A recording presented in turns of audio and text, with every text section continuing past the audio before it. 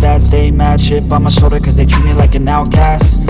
I ain't gonna take that, stay back, I'll be swinging hard till the hits come in all caps. I ain't gonna lay back, pray that someone's gonna help me, ain't nobody like that. What is up, Washington Football Nation? This is Commander Derek, Burgundy Boss, here back with another episode of the Burgundy Boss podcast. And we're going to talk offseason. We're going to talk Commanders offseason, potential free agents, who we could be re-signing and bringing back, who we're going to let walk, who we could bring in this offseason, and we're even going to look into some guys we can draft. So what I've done today is I've come up with 7 positions that I feel are positions of need in some way, shape, or form, and I've come up with potential free agents who we could go out and sign, and I've compiled a list of those same positions draft prospects who we could potentially bring in. And I will go through the process and I'll say, I'll break everything down and I'll tell everybody, hey, this is where we're going and this is the least likely scenario. This is the most likely scenario. This is the scenario I would like to see. Kind of go down that path. So I want to just thank you all for coming back. And I've been on a little bit of a hiatus here lately, getting my body right, getting everything feeling right, working a lot, getting that money until YouTube decides to start paying me. YouTube, get on that. And so let's get right into it. All right, I have 7 positions, and here we go. First position we will talk about is tight end. Now, tight end, it's kind of not, it's not really a big need. We've got John Bates, we've got Logan Thomas under contract, but another thing to think about, Logan Thomas is getting a little bit up there in age. We had Ricky Seals-Jones. I'm not sure they want to bring back Ricky Seals-Jones. I don't really know what they're going to do with him at this point. We might talk about him later. The next position is D-line depth. If you're a fan of the Washington football team or the Washington Commanders, this past season we were tested mightily on the D-line. We were trotting out Shaka Toney and William Bradley King as starters on a regular basis after Montez Sweat and Chase Young went down early in the season. I definitely think D-line depth. I mean, we could be losing some guys on the D-line too. I don't know. So D-line, that's my number 6 position. Number 5 is O-line depth. Yes, O-line depth. And once again, just like the D-line depth, we saw it tested this year. We were down to our 5th center. We were losing guards left and right. Our tackle depth was tested too, like across the board. I felt pretty good about our depth on the O-line, but after seeing what happened this season, I don't feel as good. So that's something that could use an addressing. Number 4 is slot corner. Yes, slot corner. I think Kendall Fuller has kind of made his point loud and clear that he doesn't want to play in the slot. He's not going to play in the slot. They, have said that they're going to keep him out wide. So we've got Kendall Fuller as corner 1, William Jackson as corner 2. But when they're in those nickel and those dime packages, who are your 3rd and 4th corner? Well, all season it was Danny Johnson and Darryl Roberts. And those are really names I'm not very confident with playing in the slot.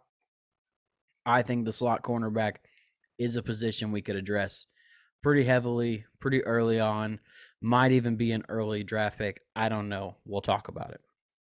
My next position, that number 3 position, is free safety. Yes, free safety. We saw early on in the season, how badly we were getting toasted week in, week out. And it maybe you can call it miscommunication. Bobby McCain kind of looked like he was doing better towards the back end. He got some continuity with his guys, and maybe that's fixed, but you still got to think about it because Bobby McCain is no spring chicken, let me tell you. There's a reason that the Miami Dolphins cut him and let him walk. And now he's a free agent. So that's another conversation to be had. So it still leaves a hole at free safety. Whether, even if you bring him back, you don't necessarily want Bobby McCain starting play in, play out for you every single down. Number 2 spot, middle linebacker. Yes, we've talked about this the last 2 years. Middle linebacker is a position of need and is a heavy position of need We went out and we drafted Jamin Davis in the first round, and it hasn't exactly panned out the way Washington fans, Commanders fans have expected it to. Ron has even come out himself and said that, yeah, maybe Jamin is not a Mike linebacker in the NFL. Maybe he's a Will. Put Cole Holcomb over at the Sam, even though Cole Holcomb has been screaming until he's blue in the face that he'll play middle linebacker. He doesn't care. He's pretty good at it, blah, blah. Apparently, coaching staff doesn't think that, Cole. And, if you're a Washington fan, you know this number one need. You know it because it has been talked about all offseason to this point. And let me just tell you, it's no surprise. It really is no surprise to anyone. The number one position of need for this football team is quarterback. Quarterback. It was the first thing that Ron talked about there when he had Martin Mayhew there, and they did their offseason presser, their out press conference, get ready for the offseason. They said, we have got to expect them to swing big. They've been saying it. They've been saying it every time you hear Ron talk. Hey, we've got to swing big. Okay, that's what we want to hear, Ron. We're tired of these middling quarterbacks. No offense to Taylor Heineke or Kyle Allen or, heck, even Alex Smith. Because Alex Smith, even though he won us games when he was the starting quarterback, he was nowhere near, a top 10, top 5 quarterback. And that's what this franchise has lacked. For the last 25 years, we have lacked a franchise quarterback. And, we've tried the draft a bunch of times, and we've tried all these different things. And so I'm interested to see where they go this offseason. Big swing, that could mean a lot of different things. That could mean trading a bunch of picks and going for one of the big name guys that could be a trade target, or that could mean trading up in the draft for a quarterback, which I don't suggest, or that could just be standing pat and taking a quarterback with your first overall pick. There's a number of different ways they could go. I'm excited to see what they do. I'm excited for this Commanders offseason. All right, we're going to talk about up-and-coming free agents. Free agency. It is just around the corner. We got about 3-4 weeks until free agency starts. So if you look onto the left of the screen here, we've got Washington Commanders free agents. These are all the guys who are going to be free agents, all the guys that, are they coming back? Are they going to get re-signed, Which brings me, and I've got these kind of, prioritized in some way, shape, or form. Just, I believe it's average per year is what they're organized by. And speaking of average per year, that brings us to Brandon Sheriff. Now, don't get me wrong. Brandon Sheriff has been a stalwart on the offensive line for us. He has been a key cog in this top 5 offensive line that we have built in Washington over the past 5 or so years. But let me tell you, he struggles to stay on the field. He struggles to, to pass block at times. He's an excellent pulling guard. He's an excellent run blocker. But we have seen him struggle to pass block. I mean, we saw him get bull rushed right into Taylor Heineke's lap during the Giants game. So I don't want to hear nothing about how Brandon Sheriff is the best guard in football. And if you want to talk about availability, if you look at the top paid guards in the NFL, you're talking Joe Thuney, you're talking Brandon Brooks, who just retired. Yes, I'm aware. And, there's Joel Bitonio, Wyatt Teller, those guys all have above an 85% start percentage where they're starting and they're healthy. Well, Brandon Sheriff is around 70. So you mean to tell me you want to take a guy who is far less healthy than the other top guys, and you want to pay him more than them, more than these other guys? It's been 2 off seasons since Wyatt Teller got paid. Joel Thuney just got paid last offseason, and he has been one of the best guards in football. Brandon Brooks was one of the best guards in football this past year, And guess what? He did his job. And he's retiring now because he's ready to step away. So, with that being said, you know, and not to mention, guys, Brandon Sheriff, and we all know this, but I'm just going to say it. Brandon Sheriff was offered the most money to a guard. They offered to make him the highest paid guard in the NFL, and he turned that deal down, which, in the situation that he's currently in, I do not exactly blame him. I mean, he's been franchise tagged twice, so he's already, he's already looking at big time money. And so if you come at him and you say, well, we'll pay you 17 or 17.5 or, whatever they're offering, they just said it was top money. So, but he's like, I'm already making 18. Why would I take less money to stay here? Like, you're going to have to pay me like in the 20s. And me personally, I would be upset if I found out that they were paying a guard 20 plus million a year. So, for that reason, I'm going to say that Brandon Sheriff will be gone. They're going to let him walk, and he's going to be out of here. The next guy on the list, and guys, I'll try to not make my my explanations for these free agents not as long as Brandon Sheriff's, but we're going to go on down the list. Ryan Fitzpatrick, he was supposed to come in here and be the starter. He got hurt the first game. Injuries you can't always, account for. Ryan Fitzpatrick basically came in here. He collected $10 million, said, thank you, have a nice day. And with them saying that they want to take a big swing at the quarterback position, that tells me automatically they're not bringing Ryan Fitzpatrick back. So with that being said, he will be gone. Next man on the list, John Bostic. And middle linebacker is one of the key holes that we have. But John Bostic is an older football player. He's 30, I believe. So he's gone through some tough injuries. He's rehabbing that ACL. With that being said, he's an inexpensive linebacker. He's a coach on the field, kind of like Thomas Davis was that first year that Ron Rivera was here. So for that reason alone, I think they bring him back. I think he re-signs with Washington this offseason, and we bring John Bostic back in kind of that, that coach on the field role.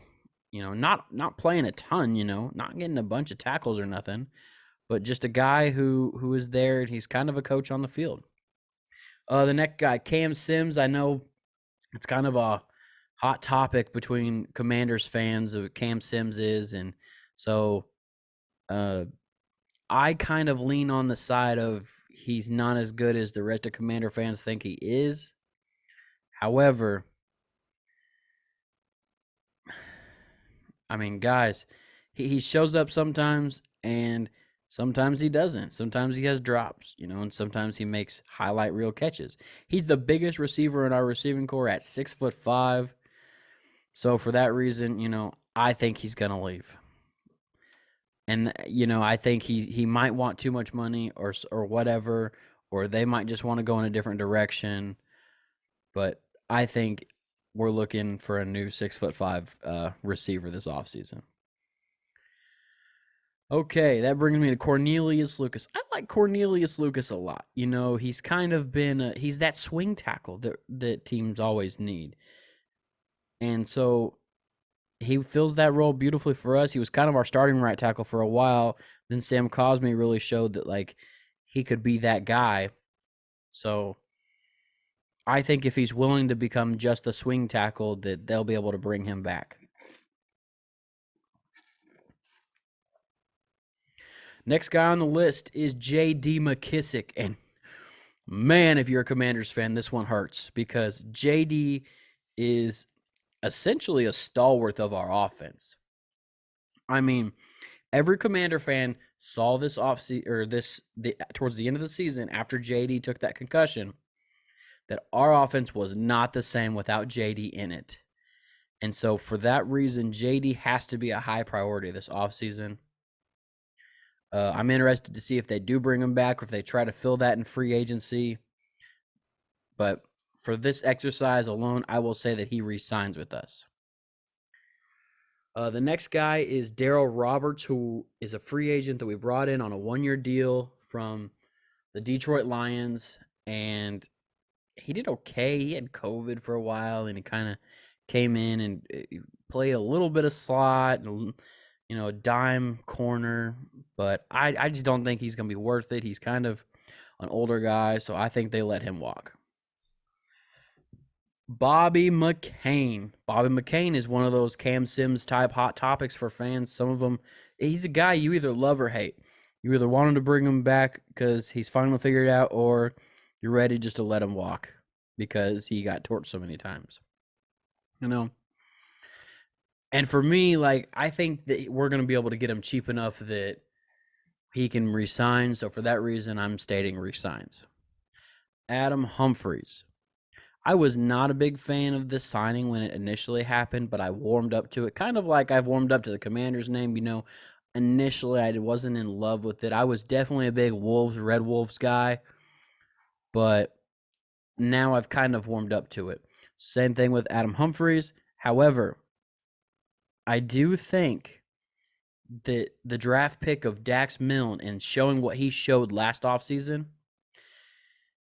is going to be a big deal, and he's kind of going to step into that Adam Humphries role. And so for that reason, I think Adam Humphries walks.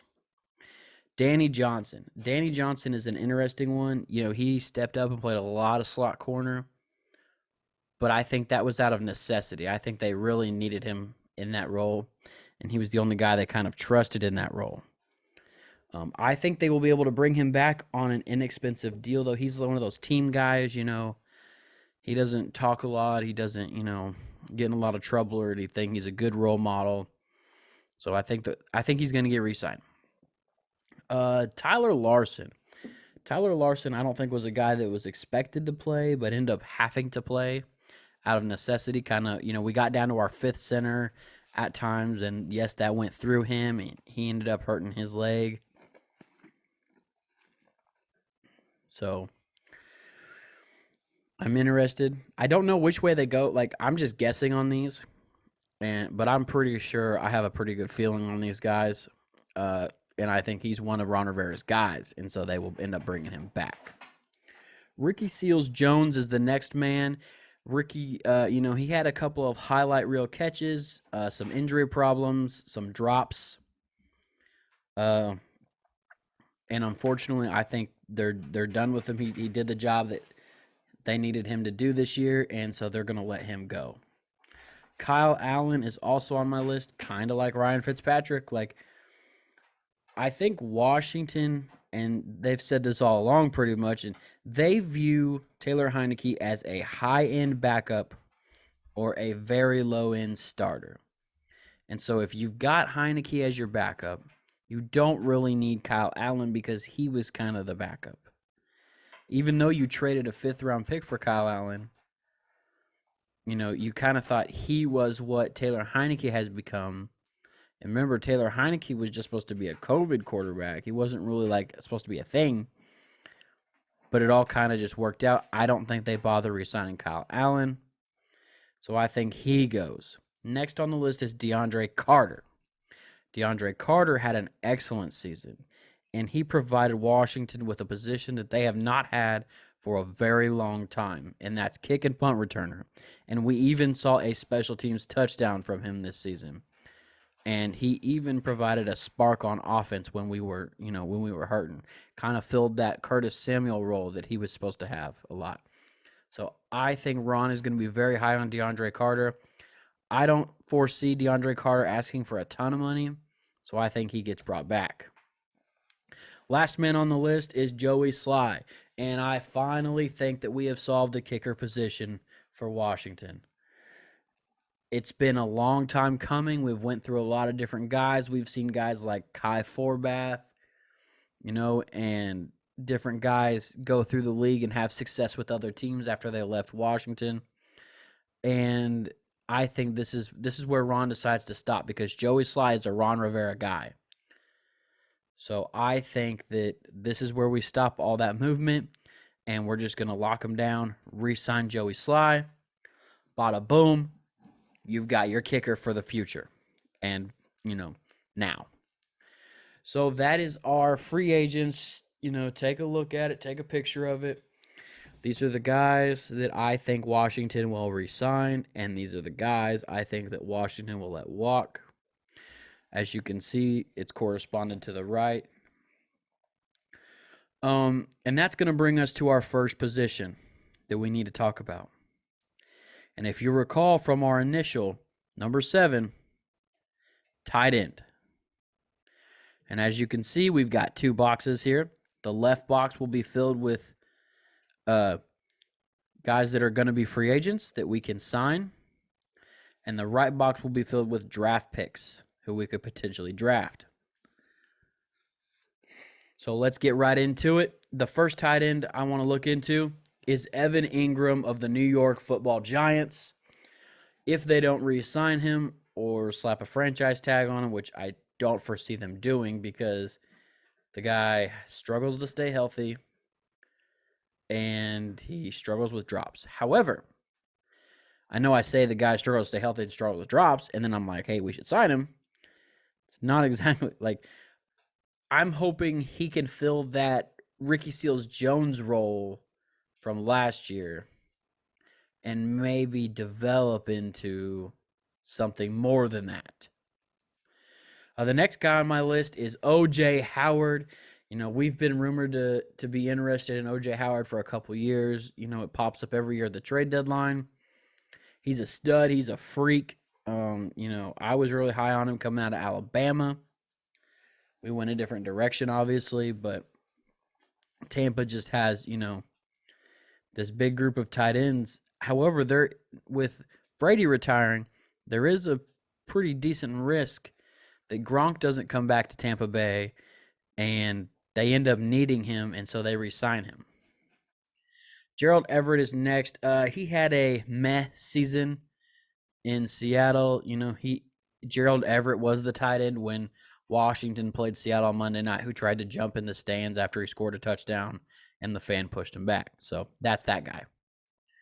He's solid, though. He's solid. Solid receiving tight end. A little bit undersized for a tight end, but he's solid.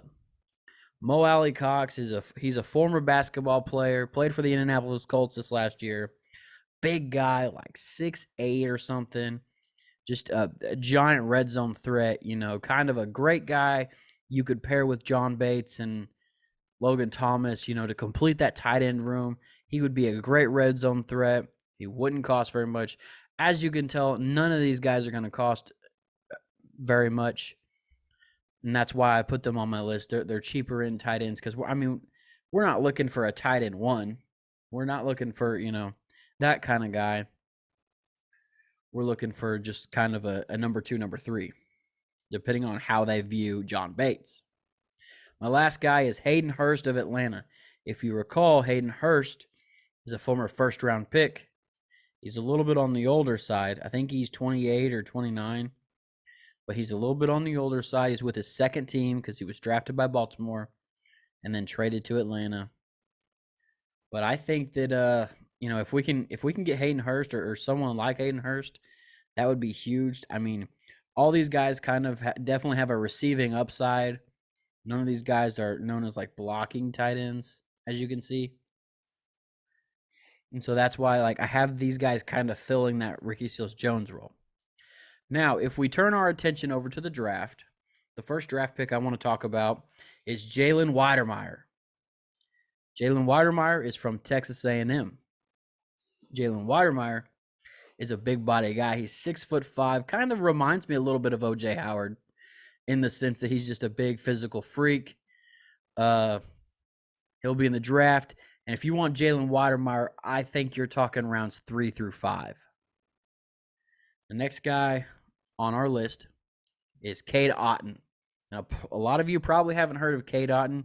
Go watch his tape. He compares a little bit to Gerald Everett, kind of that undersized receiving guy, you know, that is more of a receiver. Drew Sample, a couple of years, who was drafted early by the Cincinnati Bengals, is actually a much better comp.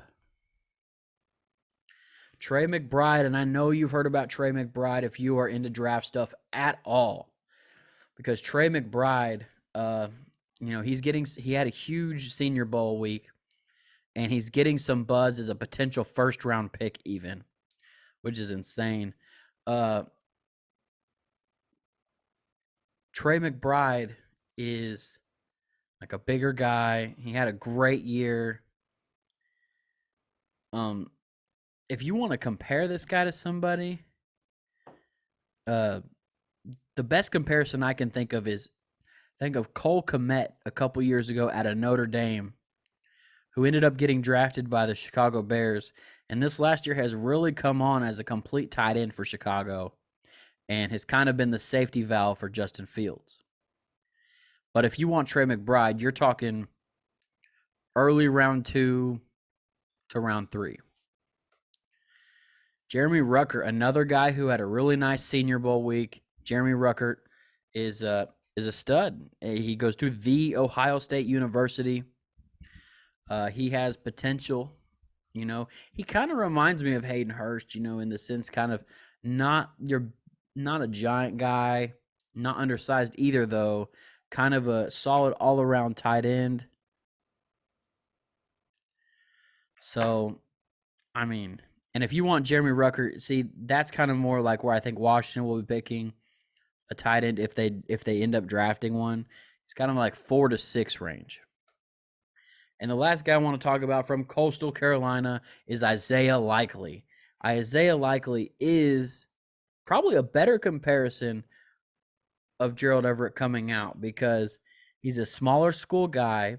He's a smaller guy for a tight end at about 6'2", 6'3", about 240 pounds, more of an athlete, than an all-around tight end. But he's a guy he's very, very good after the catch, very good at getting open. And Isaiah Likely is the type of guy you're going to get in rounds 2 through 4. So if you're looking for an early guy, that's one of those guys. Our next position group we will talk about is D-line. We saw it tested this year, just like I talked about earlier. We saw it tested. And so these are guys we could look to bring in.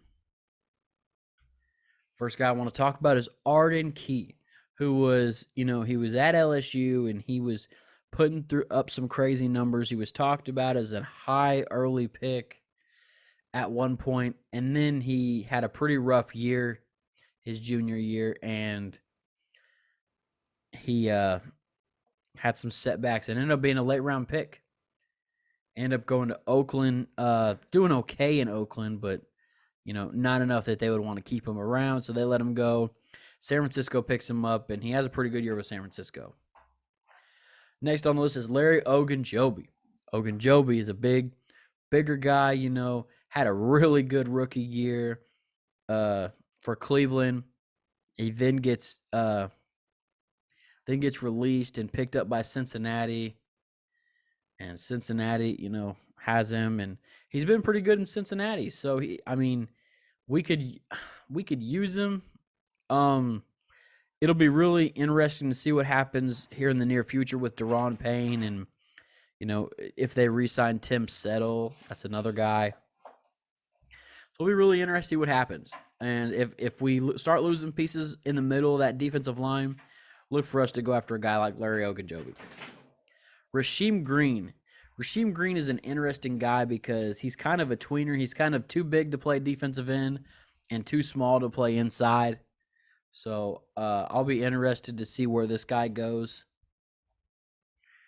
Kind of fits more as a 3-4 defensive end than a 4-3 defensive tackle, but still could be a guy.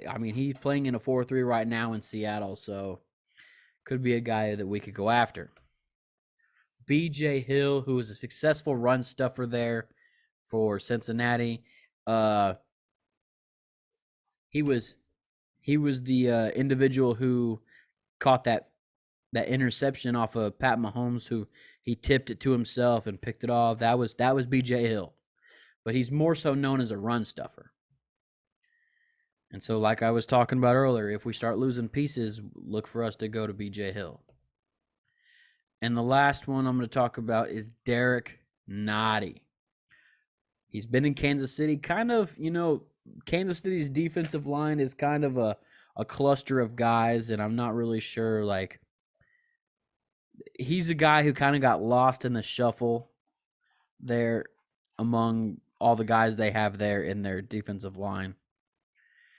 You know, Chris Jones, he's quite the guy. And so for a while, it was just him and Chris Jones, and then they started bringing in other guys, and he kind of got lost in the rotation there. Definitely more of a run stuffer. But like I said, if we start dropping, look for one of these guys. The first guy in the draft I want to talk about is Myjai Sanders. He played for that Cincinnati Bearcat team that went to the playoff, and then they lost to Alabama. But Myjai Sanders is a guy who Washington could go after, but probably not likely. Just because if you want Myjai Sanders, you're probably gonna have to get him in round 2. He's pretty good, and this is a really good edge class, I will say as well. But for Myjai, you're probably gonna have to go round 2, and I don't see Washington going D-line in round 2.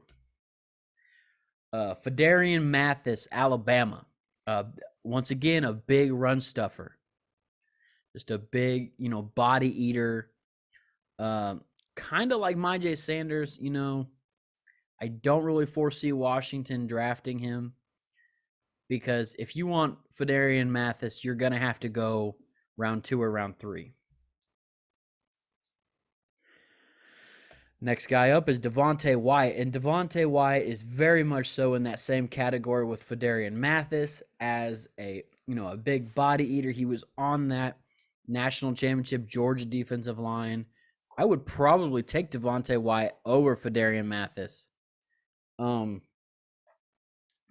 he, man, Wyatt could go into round 1, into the second round. Like, he's an early guy too. So, like I've said to this point, I don't really foresee Washington getting one of these guys, but it could happen.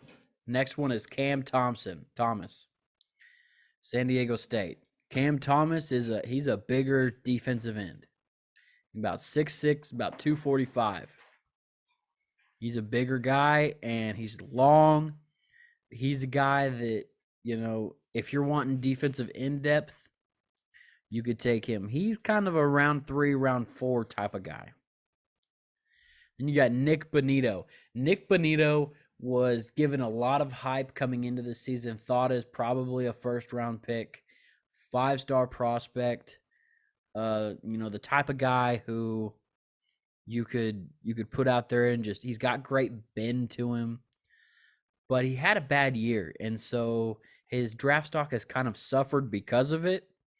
So, with that being said, Nick Bonito is a guy that Washington could take later in the draft because he probably is going to slide because of his poor year, unless he has a crazy combine.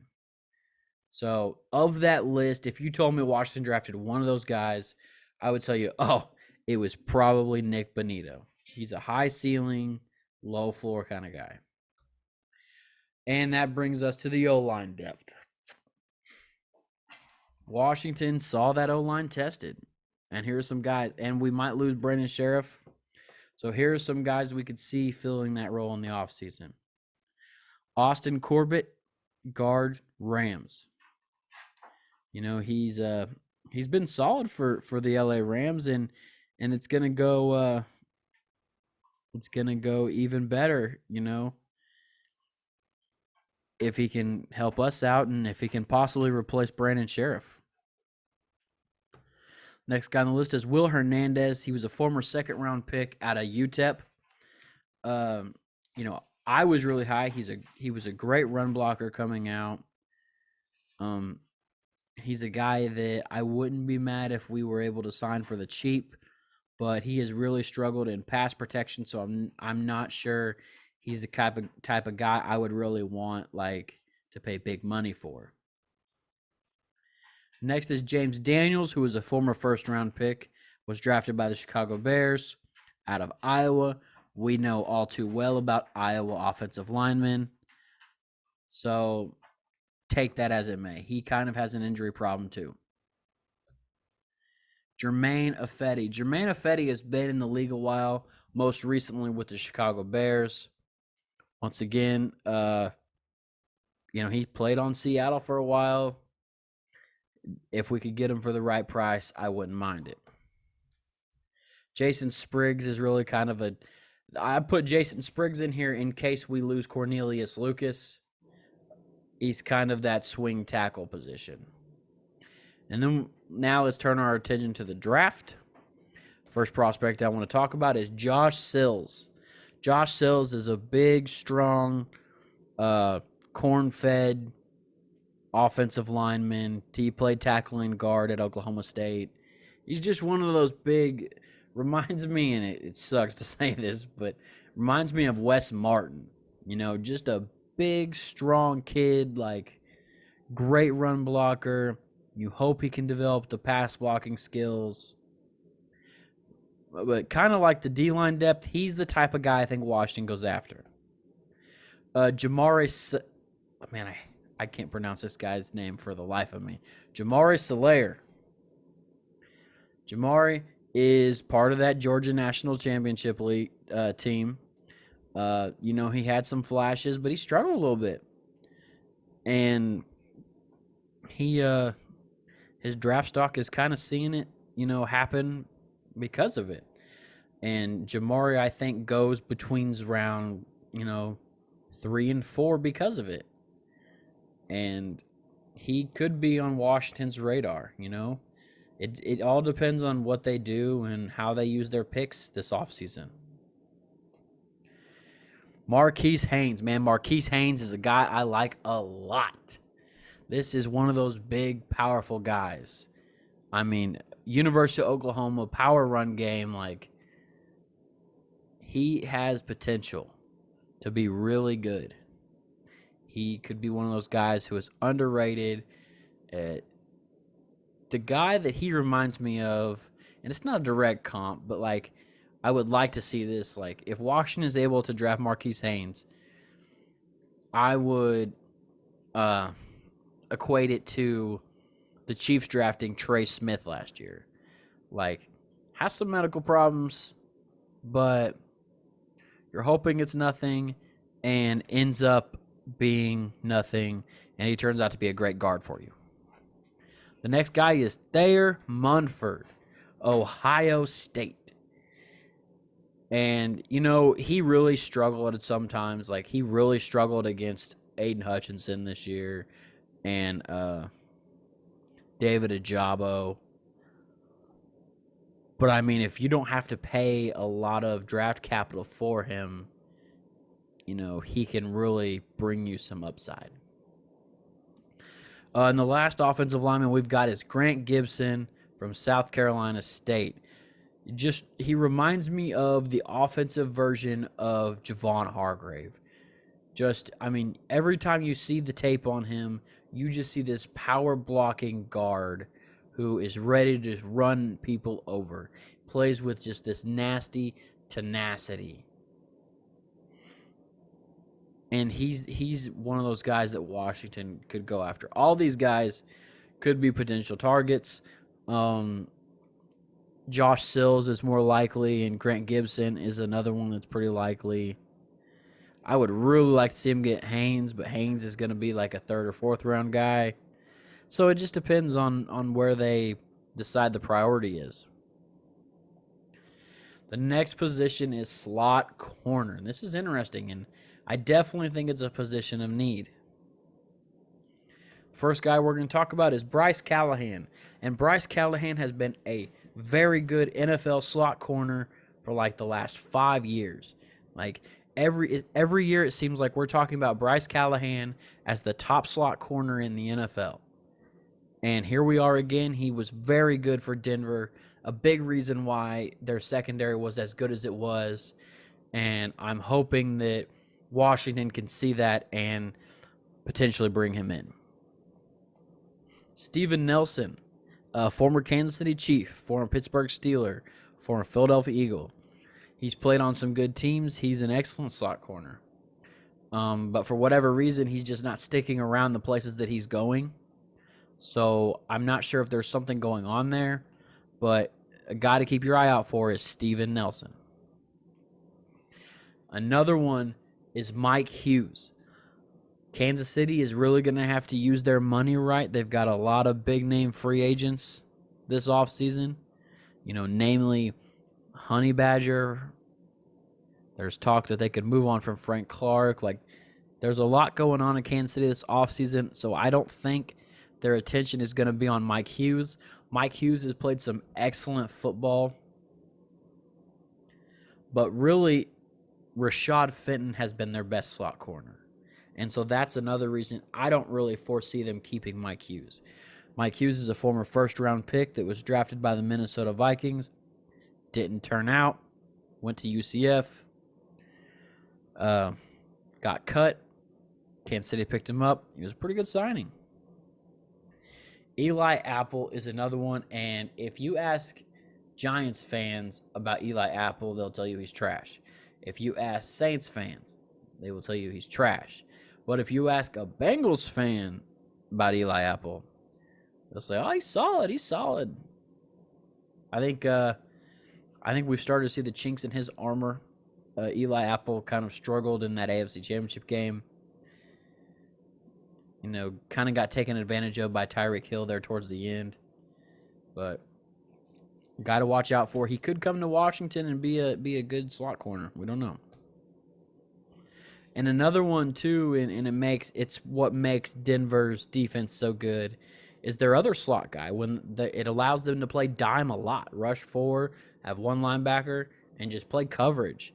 And Michael Ford is a big reason that they're able to do that. And if we strike out and we're trying to get Bryce Callahan and can't get Bryce Callahan, I'm running to Michael Ford. Definitely. As far as draft guys go, Trent McDuffie is one. If Washington ends up not trading away their pick, this is the only way I see Washington getting Trent McDuffie. They don't trade away their pick for a quarterback. They don't like the quarterbacks that are there for them at 11. And Kyle Hamilton is off the board. If all of those circumstances connect, then I'm okay drafting Trent McDuffie at 11. If we decide Trent McDuffie over any of those situations, livid. We'll talk about some quarterbacks here in a minute, and I'll bring Trent McDuffie back up when I do that, because that's one of those guys I'm talking about, would make me mad if some of these quarterbacks were there and we drafted him over the quarterbacks. Another one is Josh Jobe. Josh Jobe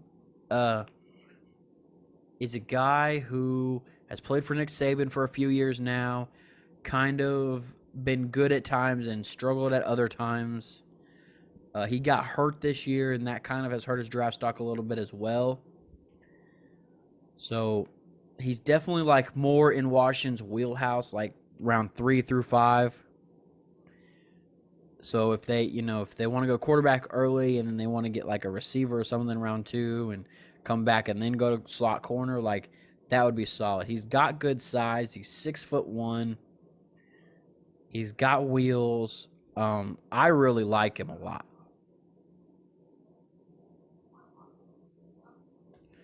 The next guy on my list is a late round guy from Oregon. His name is Michael Wright. And, he played in that same defense that Javon Holland played in and was successful in. And he's a guy I like a lot, not early or even mid. He's definitely a later guy, round 5 to 7 guy. But I wouldn't mind bringing him in. I kind of liked what I saw on his tape. He definitely had some bright spots. Jack Jones is another one out of Arizona State. He's a size guy. He actually can play safety too.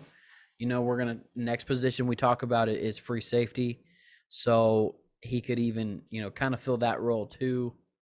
So I'm interested to see if Jack Jones has a successful career. He's kind of undersized for free safety, which is why I've got him at slot corner.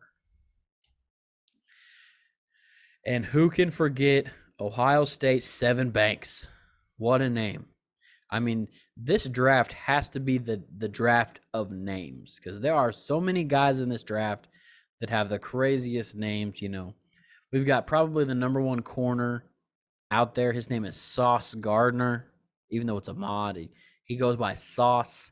We got Smoke Monday, playing in the back end of the secondary, covering guys and playing in the box. And now we got Sevyn Banks. Another guy, he's a late round guy who, undersized. It's kind of why he fits into that slot corner role. And you hope he can develop into a shutdown corner. That's going to do it here for slot corner. Now, I think if Washington has anything to say about this, the guys if these are the 10 you tell me, okay, Washington get all 10 of these guys, blah, blah. What's the most likely? I think the most likely is either Mike Hughes or Steven Nelson. If you said, hey, they get a draft guy, well, then I'm probably going to assume it's a Michael Wright or a Jack Jones. That's just my opinion. Brings us to our next position group. It is the free safeties. And it is a position that probably could have won Washington some games this year had they not blown so many coverages on the back end. They were still getting integrated between Jack Del Rio and Bobby McCain. And Bobby McCain has kind of become a harder guy to like. Now, he played well at the end of the season, but man, there during the beginning and middle of the season, he was blowing like a coverage every week. And it was just so frustrating to watch. And all I could do is scream at my TV and say, hey, get this guy out of here, bro. What is he still doing out there? Like, give me DeShazer Everett. Put Cam Curl back there. Like, come on. But these are guys that could probably fill that spot. Marcus May is one. He kind of had a down year. Was banged up all year. But from the University of Florida, was a second-round pick. He's a guy that I like a lot, have liked a lot. I think they played him out of position when Jamal Adams was there. Jamal Adams left. He had a really good season, and then he got hurt. But he's going to probably command some pretty big money too. Speaking of commanding big money, Marcus Williams, far and away probably one of the better free safeties in the NFL. Former second-round pick out of Utah. Played some really good football last year. He's played really good the last 3 years. And I don't see, even if the New Orleans Saints are able to throw up a bunch of money and make their money work to dig them out of their hole, I don't find it possible that they will dig themselves out of a $75 million hole and be able to come up with another $20 million to pay Marcus Williams. The next guy I'm going to talk about is Quandre Diggs. Quandre is a do-it-all safety. He'll play in the box. He reminds me of him and Cam Curl are a lot alike. Like, they play all around the place. They can play up top, over the top, middle of the field free safety. He can play robber coverages. He can man up a tight end. Can blitz off the edge. Like, he's a do-it-all safety. Xavier Woods from Minnesota. He's kind of just a cheaper option. I really don't want us to go after Xavier Woods. Kind of a guy who, last resort, like, you let Bobby McCain walk and you need somebody back there. And this is like, if you're not able to get anybody early in free agency and, you miss out on the guy you wanted in the draft, then you go back here like, hey, we need a startable free safety, and you go out and you get Xavier Woods. The last guy I want to talk about is probably going to command the most money, and it's Jesse Bates. Jesse Bates, I mean, every time I turn on a Bengals game, he's making a pick. It seems like it's a weekly occurrence now, every time. And I expect him to pick off Matt Stafford because he is that level free safety. Like, him and Justin Simmons, I think, are 1A, 1B when it comes to free safety in the NFL. Now, if you turn your attention to the draft, that's another story. See, I think for Washington, if you told me that we ended up with one of these five, I would say probably Marcus Williams. I think Cincinnati's going to do everything they can in their power to bring back Jesse Bates. Kind of strange that he hasn't been re-signed to this point, but I think they're going to end up bringing him back one way or another. If you go to the draft, the first guy you're going to talk about, everybody's going to talk about, is Kyle Hamilton. This man is huge. He's 6'4", 225 pounds. They're telling us, and I mean, his tape backs it up. I've looked it up. Like, Kyle Hamilton is the best safety prospect that we have had since Derwin James. And I think that he could go very early. Now, there's a lot that could happen draft-wise. I've seen him drafted as early as 2 or 3. So there's a chance that he's not even available. However, if he is, we should definitely hop on that. I mean, this guy has the size to cover tight ends. He has the athleticism to cover backs. He can play middle of the field free safety like we talked about. Like, he's a bigger, stronger, faster Justin Simmons, if that's even a thing. That's part of what makes Justin Simmons so good, is he's like 6'2", 6'3".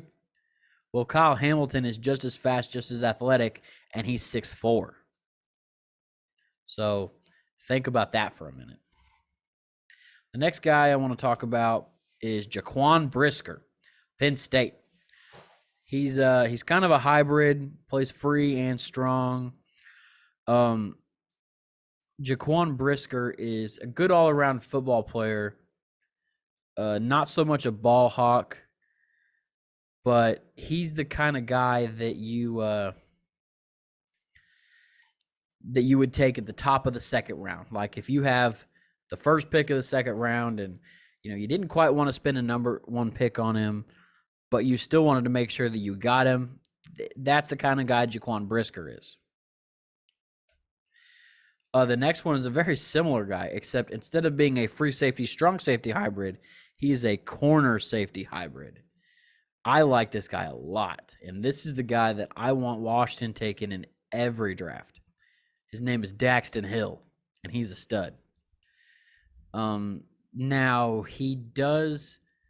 tackling is a question for him because he kind of has that, corner size. I think he's 6'1", 6'2", 200 pounds. So definitely not like a box safety, but he can definitely play over the top. Lewis Cine, Georgia. You saw Lewis Cine in the national championship game. He was out there laying lumber. He's another one of these free safety, strong safety hybrids. And he's another guy that you're probably going to have to take pretty early.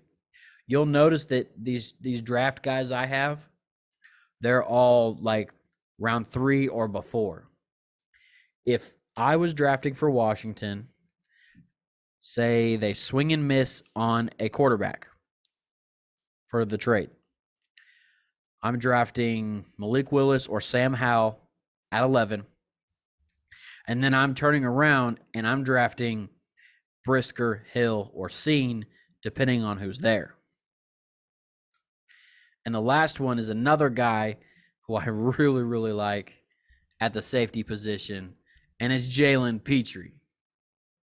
And he's a stud, and he had a really good Senior Bowl week, and I'm not really sure how he makes it to round 2, to be honest. Which brings us to our next position. It is middle linebacker. You know, and I find it very ironic that we've struggled to find a middle linebacker, being as our head coach was a successful NFL linebacker for the greatest defense of all time in the 85 Bears. And our other coach, our defensive coordinator, was a very successful middle linebacker for the Raiders. I mean, he's been a head coach, so I'm just confused as to why we're having so much trouble finding a middle linebacker. But they have come out and said they want a veteran. So with that being said, I'm going to list, both pros and rookies again, but I'm just going to tell you should probably not even pay attention on the right side because they've come out and said they want a veteran, which was also a big reason I believe that they were going to re-sign John Bates. Man, I couldn't think of his name. Yeah, John Bates. So here we go. We got Dante Hightower. This is on the high end now. And, you hear the name and you know it. He's a little bit on the older side. But, man, you need a veteran middle linebacker. Dante Hightower is your guy. Next on the list is A.J. Johnson. He's been pretty good for Denver. If you're not wanting to spend as much money, A.J. Johnson is kind of the way to go. Anthony Walker is kind of he's more of a coverage guy, and see, I really don't like that he got clumped into this because he's not really a middle linebacker. He's kind of more of an outside linebacker. He played middle linebacker in Cleveland and in Indianapolis, but he's undersized for a middle linebacker. So I'll say that. There's Quan Alexander, who kind of fits into that same mold as Anthony Walker. So I really don't see him going to Washington either. Then you got Christian Kirksey, who got cut from Green Bay, was successful with Cleveland, and now has been in Houston, had a pretty good year in Houston. That team as a whole was pretty good. And so with this being said, I think that Washington is going to swing for Dante Hightower. If they can't get Dante Hightower, they'll swing again and try to get A.J. Johnson.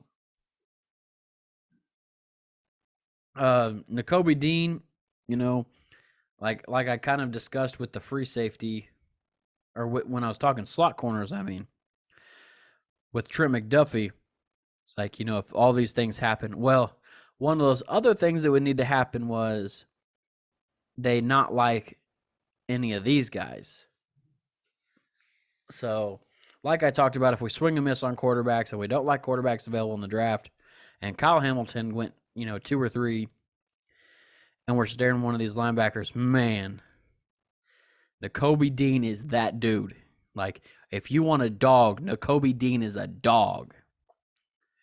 Kind of reminds me of like Roquan Smith, just the sideline to sideline ability, and when he hits you, you're going to know he hits you. Devin Lloyd is another one.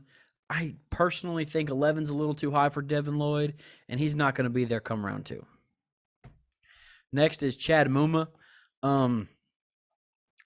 He went to Wyoming, kind of a smaller school guy. Not really, got a lot of spotlight on him, but he could come into the perfect situation. There's a guy who went to Wyoming last year who has been really good this year. Logan Wilson plays for Cincinnati, has played really well. He had that game-sealing interception a couple weeks ago. Not the Kansas City game, but Cincinnati's game before that. Brian Osama from Oklahoma, kind of like a late-round flyer guy. If they end up, doing a late-round middle linebacker just because he's a guy. And another guy who they would have to take early, maybe not first round, but if they decided to go second-round linebacker, this would be a guy they would go after, Darian Beavers. He had a great Senior Bowl, and the stock is up on him. And that's going to bring us to our number 1 position. You might be asking yourself, wait, Burgundy Boss, we've got 3 boxes, not 2. You'd be correct. The left box, you will see here, the left box is going to be reserved for free agents that we can go after. And then if you go to your far right, these are going to be draft picks. The middle box are trade candidates. Because I don't know if you've done any looking, but the free agent market for quarterbacks this offseason is not great. Not great. Let's just run through them real quick. And quarterback, I will probably spend the most time talking about because it is Washington's number one need, and they have to fill this offseason. And if they don't, I think the fans are going to riot. So, with that being said, let's get right into it. Jameis Winston. Now, this is probably the most franchise QB that you're going to find this offseason. All these guys are kind of bridge quarterbacks. And Washington is not going to get a bridge quarterback because they already have a bridge quarterback in Taylor Heineke. Brings me into my next one, Jacoby Brissett. I know there were some Washington fans that really wanted Jacoby Brissett last year. Not really, thinking that that's an option. I don't even think that's on the table for Washington. Next guy is Teddy Bridgewater, Teddy Two Gloves. He played okay for Denver. Once again, no pun intended. He's a bridge quarterback. Next on the list is Marcus Mariota. If you want Marcus Mariota, I'm going to need you to leave because I want nothing to do with Marcus Mariota. Marcus Mariota is a more mobile Taylor Heineke. Or you could say that Taylor Heineke is a less mobile Marcus Mariota. However you want to word it. Like, they don't have the strongest arm. Like Taylor's been in this offense for like 4 years and still struggles with reads, I feel. So I don't think Marcus Mariota is the answer. And I know this is going to kill some Washington fans, but Mitchell Trubisky would be another bridge quarterback. I know some of you, well, he played for the horrible Bears and he still took them to the playoffs. Yes. He's able to use that athleticism just like Marcus Mariota could. But he struggles to make reads. And, now he may have size that some of these draft quarterbacks don't have. But, hey, I really don't know what to tell you because Mitchell Trubisky would be nothing more than a bridge quarterback. Moving on. The first draft quarterback I want to talk about is Kenny Pickett. So let's talk about Kenny Pickett. Oh, Kenny Two Gloves for a minute. I've seen all kinds of comparisons, and you guys know Kenny Pickett very well could be off the board when Washington goes to pick at 11. I'm fine. I want no parts of Kenny Pickett. I've heard all the way from he's Derek Carr to he's a more athletic Kirk Cousins, all these other things. So we're going to play a little game with these draft quarterbacks, right? These draft quarterbacks, I'm going to tell you a floor comp and a ceiling comp, meaning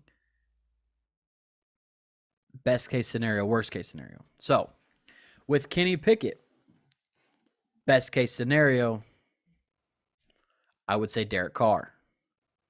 Worst case scenario, I would say Mitchell Trubisky. And if some of you think, oh, Mitchell Trubisky's a franchise quarterback, he is not. He has proven that. He was a one-year wonder. Tell me why it took Kenny Pickett 5 years to show us that he could put up capable quarterback numbers. It's like Washington fans are like, well, Taylor's good because he knows the offense.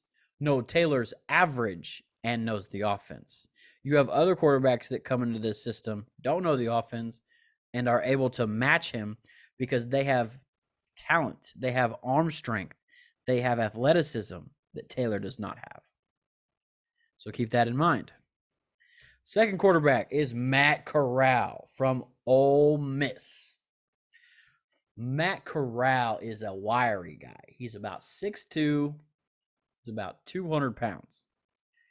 And we all know from experience that 200-pound quarterbacks don't exactly last in the NFL. So, if you ask me, on the low end for Matt Corral, he's kind of a tough guy, you know. And it's another one of those, did the offense make him or did he make the offense? He plays in that Lane Kiffin air raid offense. Boy. So if you ask me, floor for Matt Corral, which is honestly what I think he will be closer to being, is a Marcus Mariota. Now, he's not that athletic. I will say that. He's nowhere near the athlete that Marcus Mariota is. But just wiry, struggles to stay healthy, throws an excellent deep ball but can't complete a 5-yard flat route, can't read a defense, can only play in a one-read scheme. That's Matt Corral for me. I'm not a fan. Sam Howell. Sam Howell, on the other hand, I'm a big fan. My personal opinion is Sam Howell is,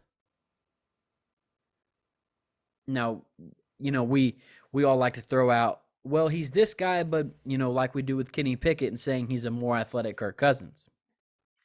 Well, since we're going to do that, I'm going to continue the trend. Sam Howell is a more athletic, stronger armed Baker Mayfield. Can make all the throws. Now, I will say that he does hold on to the ball a little bit, but he has a much bigger rushing upside than Baker Mayfield does. So that's really kind of the comp for him is Baker Mayfield. I mean, his floor is like Chase Daniel.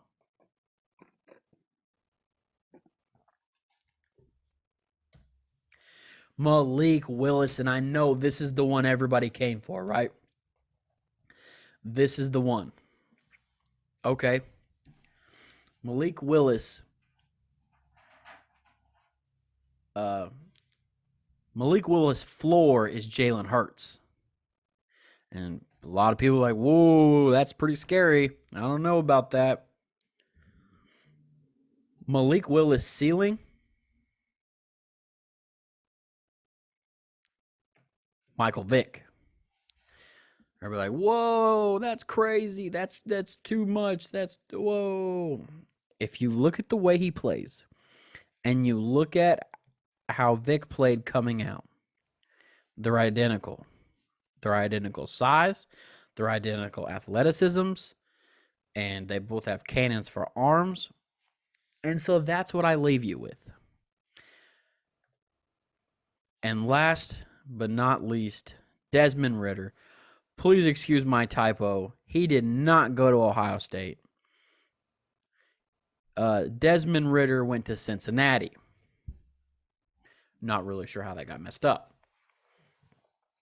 But Desmond Ridder has the most pro size of any of the guys in this draft. Desmond Ridder is 6'3", 6'4", about 220 pounds.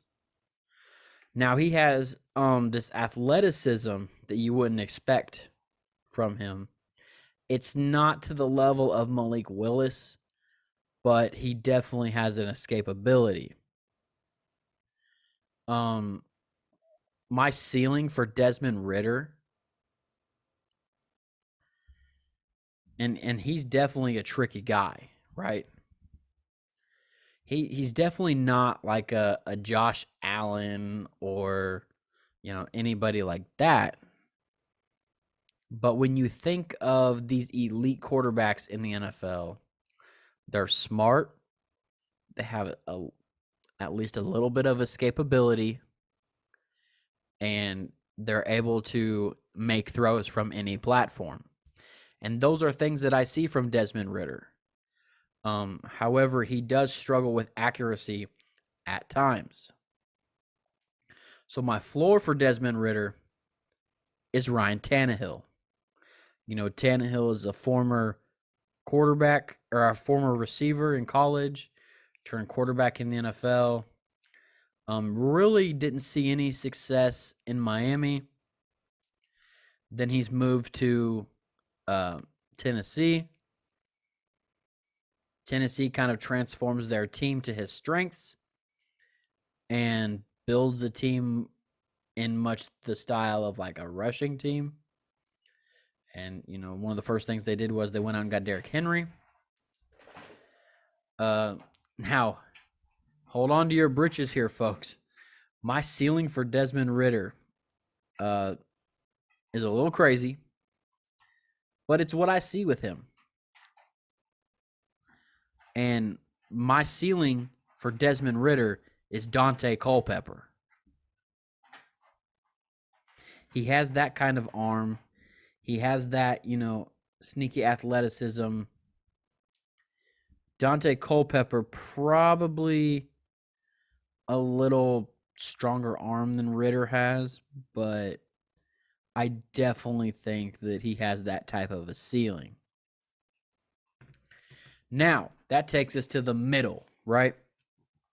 So let's discuss these quarterbacks that could be available for trade. I will talk about, what it will cost to get these guys. And then at the end, I'll kind of go through and say, well, now that we've talked about the tradable guys and, what it would take to get them and what about these quarterbacks and what it would take to get them, who's the best fit. These are my rankings. So the first quarterback we're going to talk about is Aaron freaking Rodgers, AVP.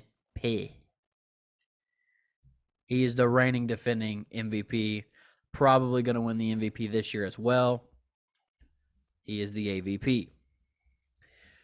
Now, Aaron Rodgers, if he ends up getting traded, I think it's going to be at least 2 firsts, 2 seconds,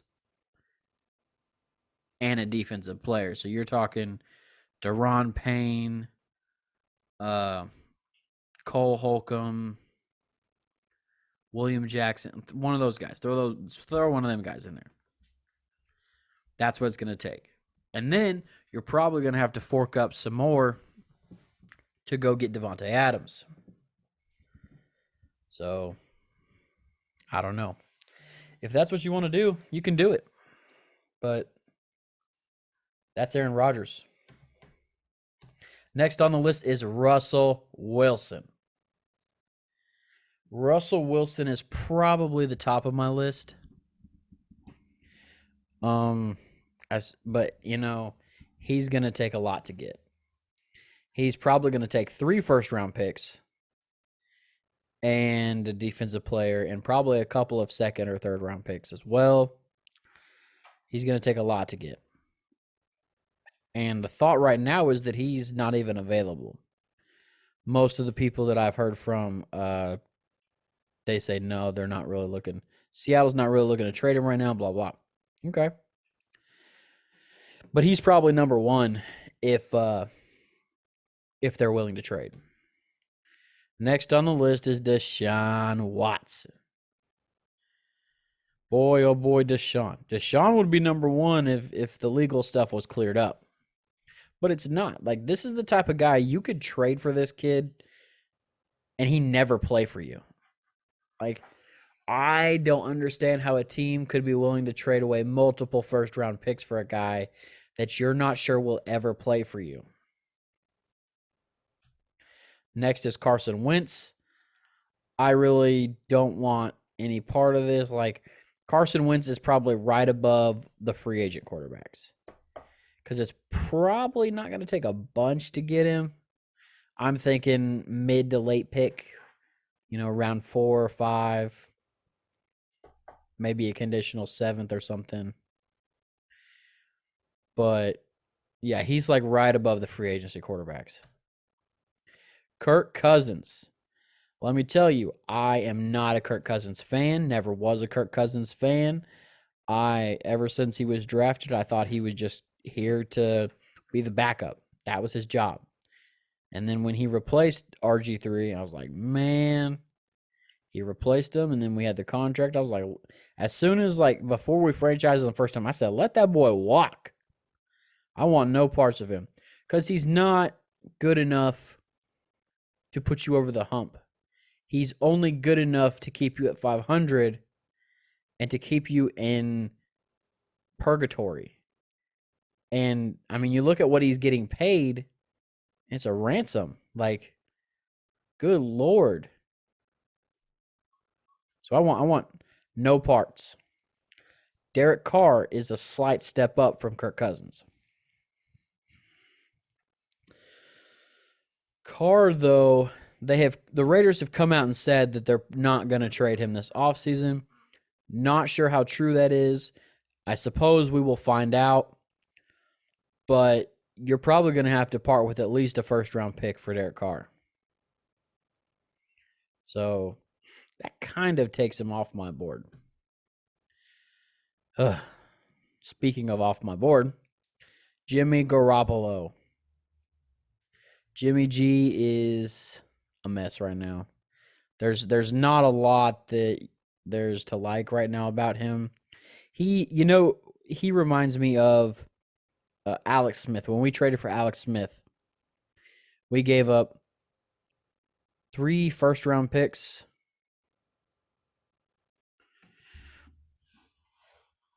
No, I'm sorry. I said 3 first-round picks. 2 third-round picks.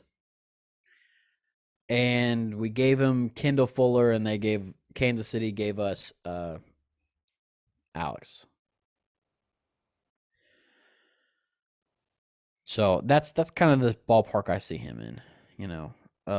I saw reports earlier today that were saying that he could command a first. No, please don't. Please don't do that. Any team that gives up a